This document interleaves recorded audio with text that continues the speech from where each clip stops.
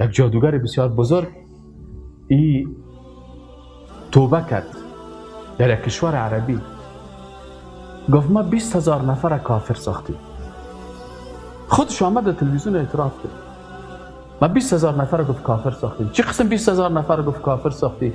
گفت وقتی که من جوان بودم زیاد علاقمند بودم که پیسه دار شدم، دلار داشته باشم، پوند داشته باشم، یورو داشته باشم. گفت هر کاری کردم پیسه پیدا نکردم. بالاخره یک کس بر من گفت برو یک جادوگر است امروز از او تماس بگی او برای تو چی میگه. میگه وقتی که پیش از او رفتم میگو بر من گفت خلاص مال پیر شدیم بیا که برات من همین جادوگری رو یاد بتم. میگه من گفتم خوب است. یک ورقه که برای من داد گفت رو بخوانی 40 تا کاف است یا 40 کفر است. 40 کاف 40 کفر.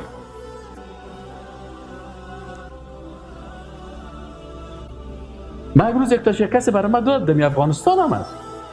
یک کسی داد که خواندم دمی خط سیومش نوشته بود که انا اکفیک الله لا یکفیک.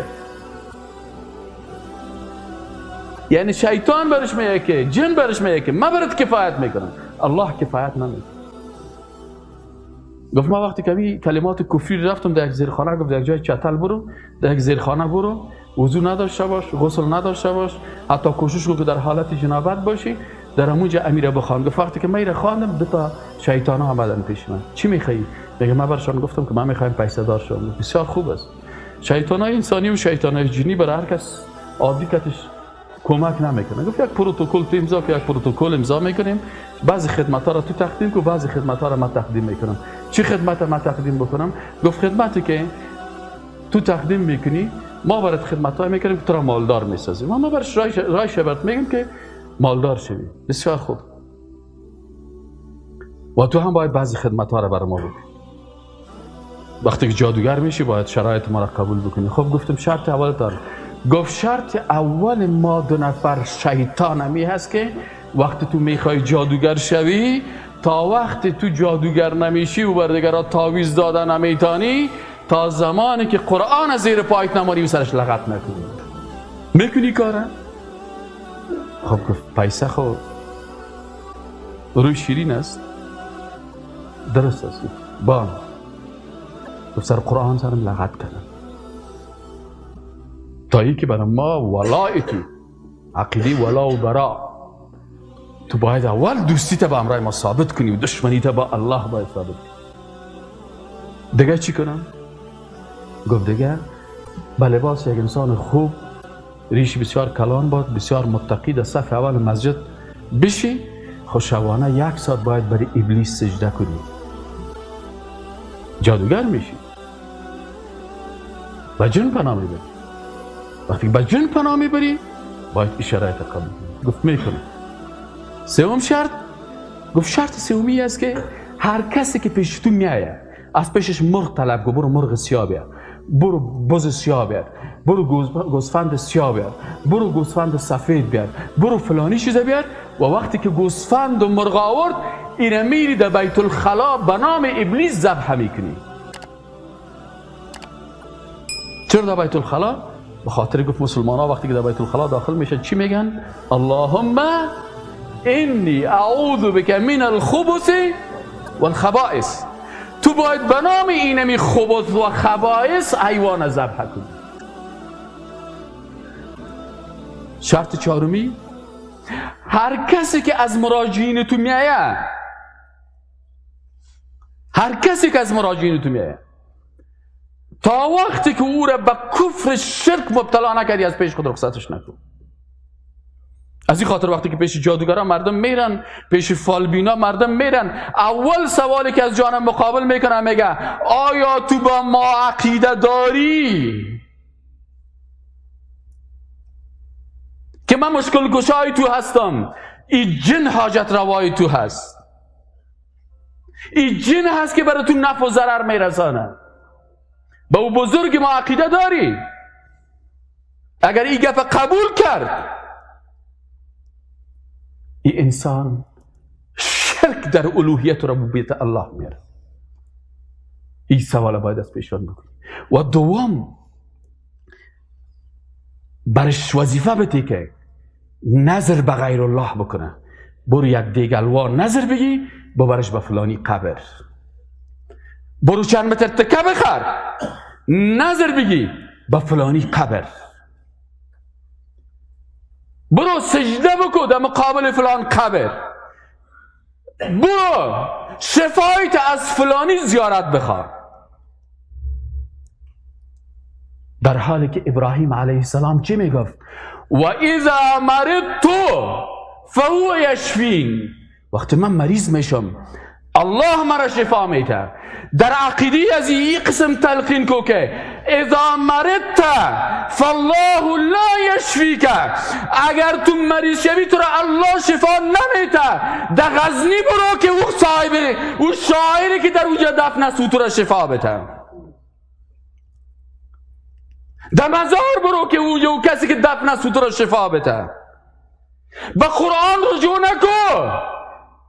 الله میگه و ننزل من القرآن ما هو شفاء و رحمت للمؤمنین.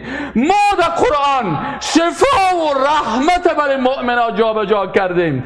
اما انسان بالای مریض خود یک مرتبه عقیده نداره که سوره فاتحه را بخونه که اعوذ بالله من الشیطان الرجیم بسم الله الرحمن الرحیم الحمد لله رب العالمین. الله رب العالمین است. الله مرا خلق کرده. الله این مریض خلق کرده. الله این مرض خلق کرده. الله شفای از را خلق کرده. الله در کتاب خود شفا را برای از این مقدر کرده.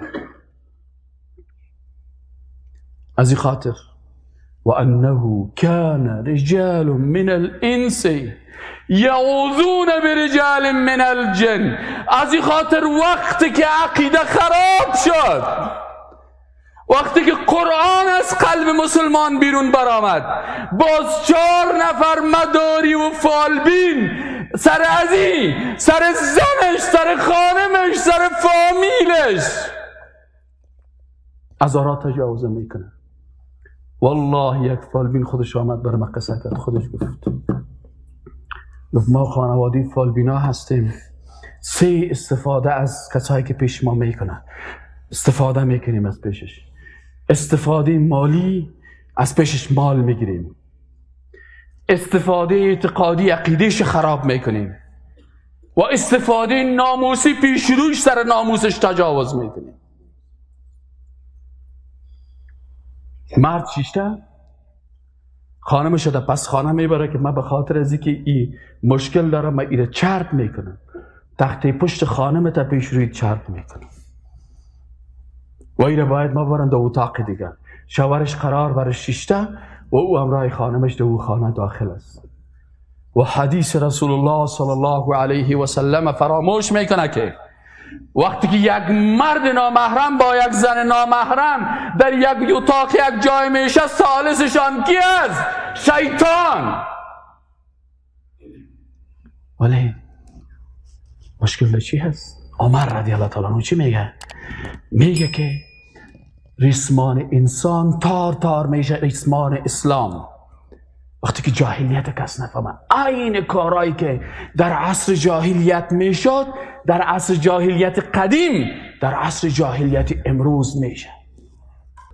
میگه من پرسانش کردم خب شما برای ما چی خدمت میکنین؟ شما برای ما چی خدمت میکنین؟ میگه 2 تا جنها گفت توی 3 کار 4 کار برای ما میکنی؟ گفت بله من کتاب میکنم. هر مراجعینی که آمد اونم کافر یا مرتد یا مشرک میسن. گفت من از این پرسان کردم خب شما برای ما چی میکنین؟ گفت ما برای تو بسیار آسان کار یک قاعده رو برات نشان میدیم و این قاعده رو یاد بگی تو میتونی که مال شوی. گفت قاعده چی است؟ گفت ببینین که هر انسان یک قرینی از جن هست، که هر انسان یک شیطان هست، که هر انسان. بنابراین وقتی که انسان یک عمل میکنه ولو که در یک اتاق تنها باشه، کسایی که او را با این عملش میبینن الله که رقیب است او را میبینه و ملائکه که امرایت است او تو را میبینه و خودت میفهمی و شیطانت میفهمه که شو تو 10 بجه شو چی کردی. کسی دیگه نمیفهمه. حالا وقتی که همراه ما قرارداد کردیم ما بر تو یک دو نفر شیطانا را تعیین میکنیم که مجرد یک کس پیش تو میایه این شیطان ازی دو نفر شیطان تو دو نفر بادیگارد تو ارتباط میگیره همراه قرین از اون شخص. وقتی که اون شخص آمد پیش ازی که پیش تو برسه اون شیطان تمام گزارشات برای تو میده. از این خاطر وقتی که آمد برش میگه گپ نزن، نامت فلانیست، از کجا کردی؟ در خانیتان اینی مشکل است، از کجا فهمیدی؟ شیطان قرین از او به شیطان از این خبر دادی، شیطان برای جادوگر خبر میده. به گپ نزن، در خانیتانی گپ است. دیروزی مشکل بود، یک هفته پیشی مشکل بود، 2 هفته پیشی مشکل بود. اینا اگر کس عقیده درست داشته باشه که اینجا مشکل رجال اینجا رجال الغیب میگن و رجال الجن میگن، این فکر میکنه که این شخص عالم الغیب است. آدمی که عقیده درست نداشت عقیده میکنه سر از این جادوگر که چی میفهمه؟ علم غیب میفهمه. وقتی که عقیده کرد که عالم غیب است کافر شد. چرا فالبین کافر است؟ یک کسی فالبین آمد مرا گفت استاد من چرا کافر هستم؟ گفتم تو به خاطر از این دلیل کافر هستی و مراجعین دلیل بگوید. گفتم من خلاص دلیل بهتون میگم دلیلش. تو به خاطر از این فالبین کافر است که فالبین وقتی کتاب آواز میکنه بر از این نفر میگه که 1 هفته بعد سر تو یک مشکل میایه. یکی 1 هفته بعد سر ما مشکل میایه، تو فالبین از کجا فهمیدی؟ تو ادعا میکنی که تو عالم الغیب هستی. وقتی کسی علم غیب الله را ادعا کرد این شرک از اسماء و صفات الله. چرا در قرآن صراحتا ملائکه غیب نمیفهمه. و اذ قال ربك للملائکه انی جاعل فی الارض خلیفه قالوا اتجعل فیها من یفسد فیها و یسفک الدماء. باز پسان وقتی که میگه و علم آدم الاسماء کلها، این قصه را باز پسان این بیان میکنه الله که و علم آدم الاسماء کلها ثم عرضهم على الملائکه فقال انبئونی باسماء هؤلاء ان کنتم صادقین قالوا سبحانك. سیکنین ملائکه چی میگن؟ سبحانك، پاکیست تو را یا الله، لا علم لنا الا ما علمتنا، ما علم نداریم مگر آنچه که انک انت العلیم الحکیم. وقتی که باز آدم علیه السلام برشان خبر میده الله برشان میگه که علم اقل لكم انی اعلم غیب السماوات والارض. من نگفته بودم که من عالم غیب آسمان ها و زمین هستم؟ تو جبرئیل غیب نمیفهمی، تو میکائیل غیب نمیفهمی، تو اسرافیل غیب نمیفهمی، تو ملک الموت غیب نمیفهمی، شما محشر ملائکه غیب نمیفهمی. علم اقل لكم انی اعلم غیب السماوات والارض. ملائکه جبرئیل نمیفهمه، پیغمبر غیب نمیفهمه، جن غیب نمیفهمه. جادوگر نه و ادعا میکنه که 1 هفته بعد بالای تو چی میشه؟ ادعای علم غیب الله را میکنم.